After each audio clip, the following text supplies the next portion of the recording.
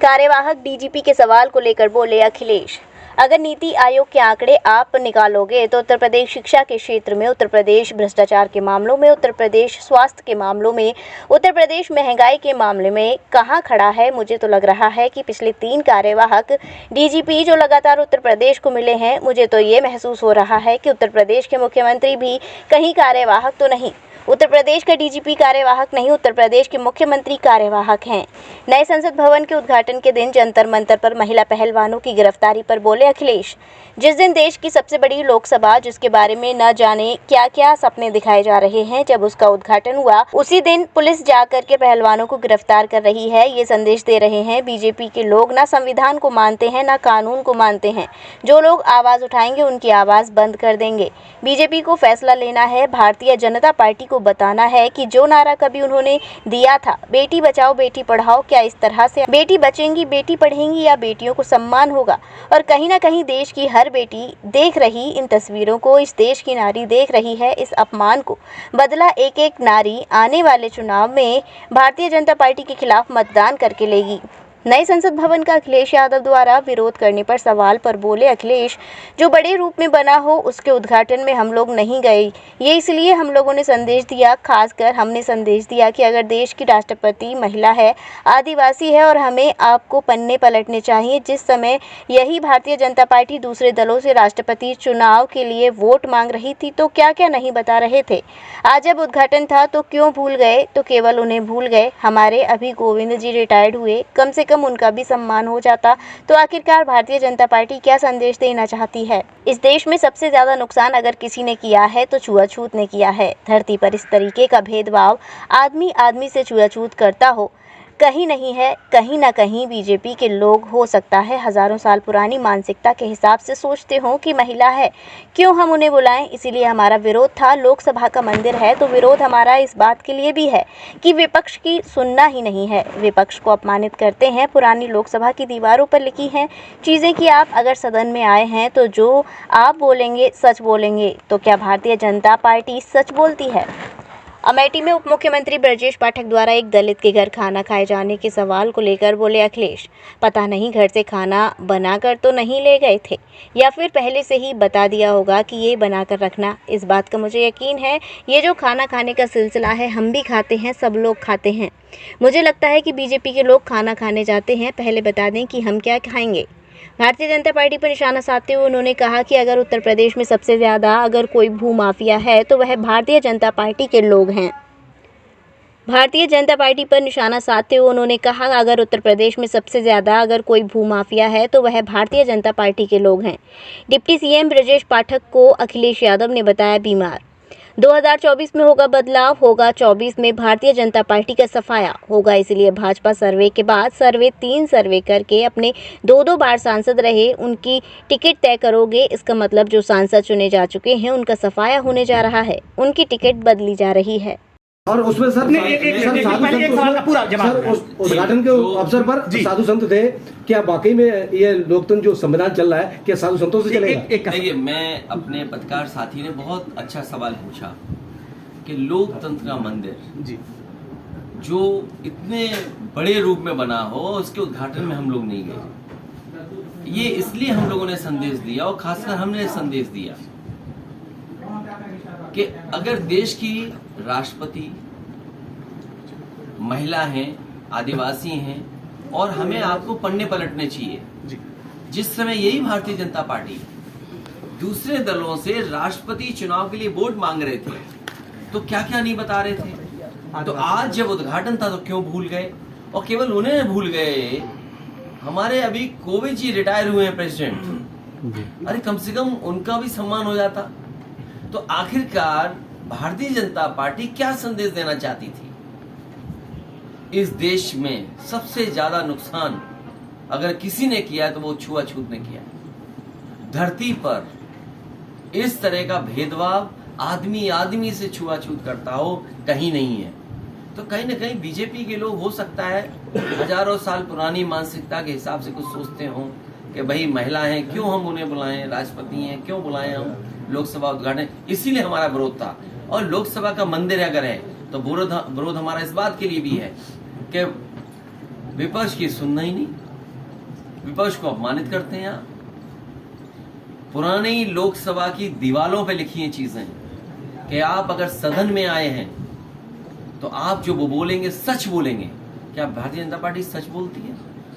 वहां की दीवारों में किस जमाने में अंग्रेजों ने बनाई थी लोकसभा, वहां की दीवारों में लिखा हुआ है, 1927 में दीवारों पे लिखा है। उन्होंने श्लोक वेदों के, मनुस्मृति के और गीता के श्लोक लिखे हैं जिससे हम एक संदेश दे सकें। तो आखिरकार बीजेपी दीवारों पे लिखी हुई चीजें भूल गई कि अगर आप सदन में आए हो तो सच बोलोगे। क्या ये विपक्ष के लोगों को अपमानित नहीं कर रहे हैं?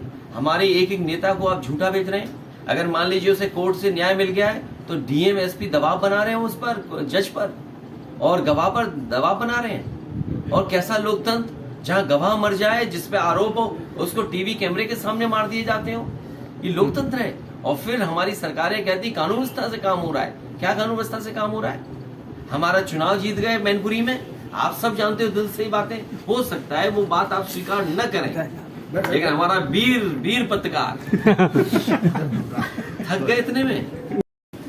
ये इतना बड़ा लोकतंत्र है,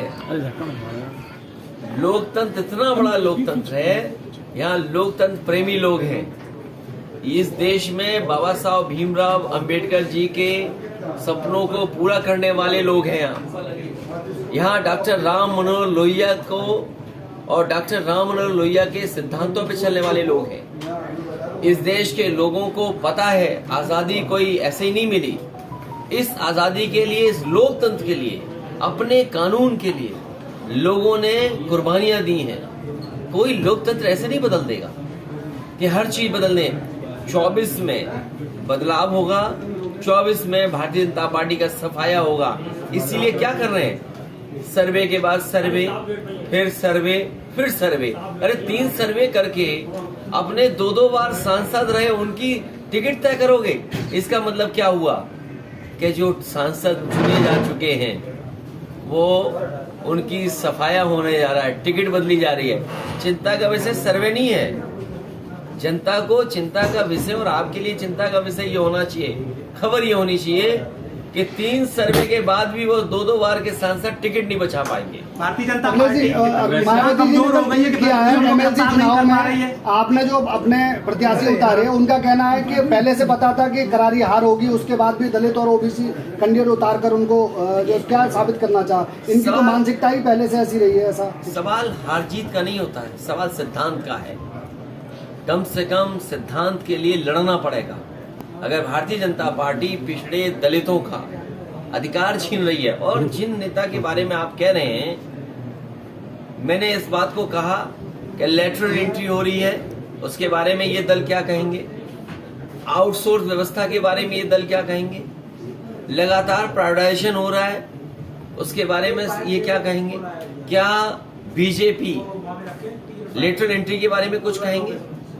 या जिस दल के बारे में आप कह रहे हो, क्या बाबा साहब भीमराव अंबेडकर जी का आंदोलन, उनका सपना, मान्यवर काशीराम जी का सपना, क्या लेटरल एंट्री से पूरा होगा? क्या आउटसोर्स से पूरा होगा? क्या प्राइवेटाइजेशन से पूरा होगा? अरे जब नौकरी नहीं बचेंगी सरकारी, फिर क्या मिलेगा नौकरी और रोजगार?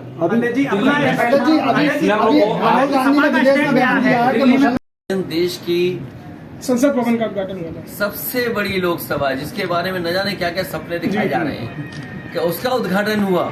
उसी दिन पुलिस जाकर के पहलवानों को गिरफ्तार कर रही है। ये संदेश दे रहे बीजेपी के लोग कि हम न संविधान को मानते न कानून को मानते हैं। जो लोग आवाज उठाएंगे उनकी आवाज बंद कर देंगे। बीजेपी को अब फैसला लेना है, भारतीय जनता पार्टी को बताना है कि जो नारा कभी उन्होंने दिया था, बेटी बचाओ बेटी पढ़ाओ, क्या इस तरह अन्याय कर करके बेटी बचेंगी, बेटी पढ़ेंगी, या बेटियों का सम्मान होगा? और कहीं न कहीं देश की हर बेटी देख रही है इन तस्वीरों को। तो क्या लगता है इस देश की नारी देख रही है। इस अपमान का बदला एक एक नारी आने वाले चुनाव में भारतीय जनता पार्टी के खिलाफ मतदान करके देगी। भैया जिस तरीके सामने, इतने कैमरों के सामने बड़ी जिम्मेदारी के साथ कह सकता हूं, पूरी भारतीय जनता पार्टी भूमाफिया बन गई है। 100%। मैं इस बात को दोबारा दोहराता हूं। मुख्यमंत्री जी आए थे मैनपुरी, सरकार पूरी यहाँ थी। मैं तो कहूंगा कि रजिस्ट्री ऑफिस से वो रजिस्ट्रियां निकलवाइए किस पार्टी के नेता सबसे ज्यादा भू माफिया बनकर के आए हैं। और ये बात केवल मैं मैनपुरी की नहीं बोल रहा हूं, आप अयोध्या की रजिस्ट्रियां निकलवा लो। सबसे ज्यादा रजिस्ट्रियां किस दल के लोगों की हैं? सबसे बड़ा भू माफिया उत्तर प्रदेश में अगर कोई है तो भारतीय जनता पार्टी के लोग हैं। अयोध्या निकाल लीजिए, आगरा निकाल लीजिए, वाराणसी निकाल लीजिए, आप लखनऊ निकाल लीजिए। समाजवादियों का या उन्हें लगेगा कि बीजेपी का नहीं है तो बुलडोजर आ जाएगा, लेकिन वही प्रशासन बीजेपी के लोगों के लिए जमीनी कब्जा करवाएगा। तालाब कब्जा हो गए, आप देख लीजिए, अगर कोई तालाब है और बीजेपी वालों की नजर पड़ गई तो समझ लेना वो तालाब नहीं, वहां प्लॉटिंग हो जाएगी। इस लोकतंत्र को बचाने के लिए आपके पार्टी क्या है तो है राजू यादव, उनके ऊपर एक मुकदमा लिखाया गया है। वो हमारी इंटरनल समस्या है, उसका समाधान कुछ कर दिया, कुछ हो जाएगा। देखिए, ये जो कार्यवाहक वाला सवाल आपने पूछा है, अगर नीति आयोग के सही आंकड़े आप निकालोगे कि उत्तर प्रदेश शिक्षा के क्षेत्र में, उत्तर प्रदेश भ्रष्टाचार के मामलों में, उत्तर प्रदेश स्वास्थ्य के मामलों में, उत्तर प्रदेश इंफ्रास्ट्रक्चर के मामले में, उत्तर प्रदेश महंगाई के मामले में कहाँ खड़ा है, मुझे तो ये लगता है कि पिछले 3 कार्यवाहक डीजीपी जो लगातार उत्तर प्रदेश को मिले हैं, मुझे तो ये महसूस हो रहा है कहीं उत्तर प्रदेश के मुख्यमंत्री भी कार्यवाहक तो नहीं है। उत्तर प्रदेश का डीजीपी कार्यवाहक नहीं है, उत्तर प्रदेश के मुख्यमंत्री कार्यवाहक हैं। क्योंकि अगर नीति आयोग के अगर आंकड़े आप देखोगे तो किसी क्षेत्र में काम ही नहीं हुआ। आप मैनपुरी के रहने वाले हो, क्या मिला मैनपुरी को बताओ आप? जिन सड़कों पे जितना गड्ढा हो गया, ये गड्ढा सरकार नहीं भर पा रही। आप अस्पताल में क्या इलाज दे रहे हो? अभी जब मैं इस घर में घुसा हूं तो मुझे एक व्यक्ति मिला गरीब, उसने कहा कि मेरा कहीं गलत इंजेक्शन लगा दिया जिसकी वजह से मेरे बेटा चला गया। सोचो आप, अगर डॉक्टर सही दवा न दें, समय पे इलाज न दे सकें, समय पे ऑपरेशन न कर सकें और गलत इंजेक्शन लगा किसी की जान ले लें, तो ये कहाँ की व्यवस्था है? और आप स्कूल कॉलेजों में पढ़ाई देख लो क्या हो रही है, सब बर्बाद कर दिया। बिजली कितनी महंगी है, सिलेंडर कितना महंगा है, वही बातें हम दोबारा आपसे कहें।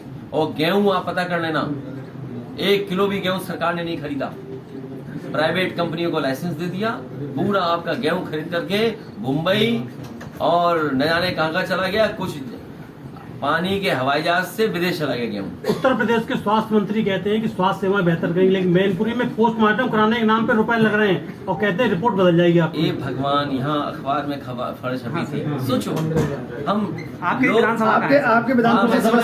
जान रहा हूँ, लोकतंत्र के मंदिर में, अच्छा वो आपने याद दिला दिया, जो लोग कहते हैं कि लोकतंत्र का मंदिर है, कितने करोड़ का बनाया, बताइए पोस्टमार्टम के लिए पैसे ले जा रहे हैं, पोस्टमार्टम के लिए पैसे।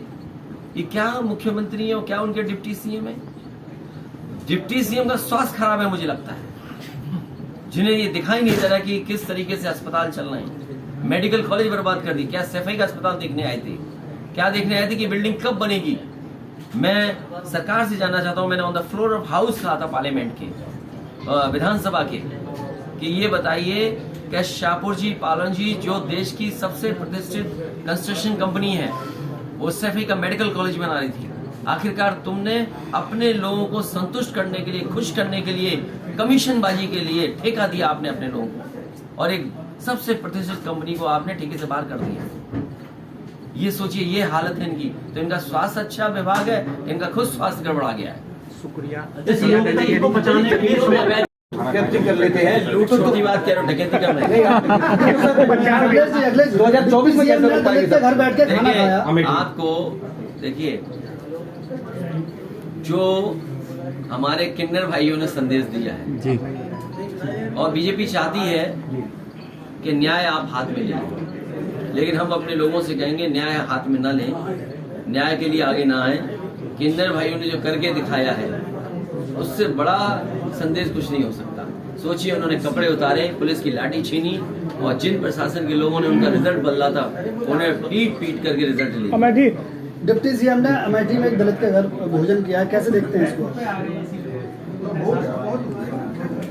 पता नहीं घर खाना बांध के तो नहीं ले गए थे।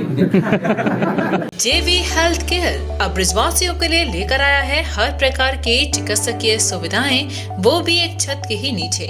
जयवंश हेल्थ केयर में मिलेंगी आपको एक्सरे की सुविधाएं, ECG मशीन की सुविधा, पैथोलॉजी सुविधा, हृदय संबंधित बीमारी से जुड़ा हर इलाज, वो भी 24 घंटे इमरजेंसी सुविधाओं के साथ। जयवंश हेल्थ केयर, लाल चश्मा घर के सामने, बुतेश्वर रोड, मथुरा।